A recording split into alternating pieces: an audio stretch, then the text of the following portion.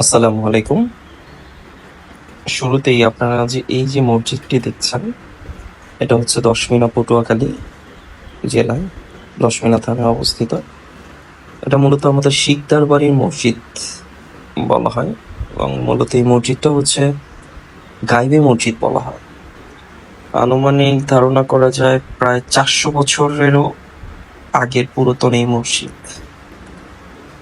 ওখানকার স্থানীয় প্লাস হচ্ছে আমার জাতীয়, আমার এক দাদা আছে সম্পর্কে, তো তাকে জিজ্ঞাসা করেছিলাম। তার দাদা এবং তারও দাদা নাকি বলেছে এটা আরো অনেক আগের, তাদেরও জানা নেই কত আগের একটা মসজিদ। সো ওই হিসেবে ধারণা করলে প্রায় 400 বছর প্লাস হবে।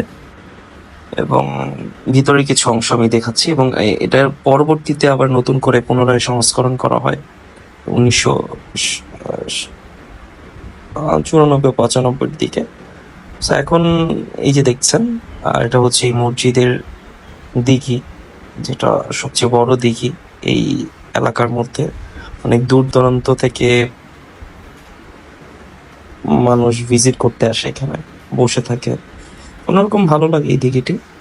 আর এছাড়াও এখানে একটা অনেক পুরনো, প্রায় এটাও এই একটি গাছ রয়েছে, বকুল গাছ, যেটা হচ্ছে প্রায় ধারণা করা যাচ্ছে 400 বছর আগের এই গাছ।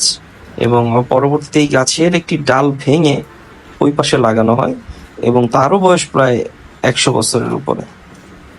সো এই দেখতে পাচ্ছেন আপনারা। সো আজকের মতো এই পর্যন্তই ছিল। আসসালামু আলাইকুম।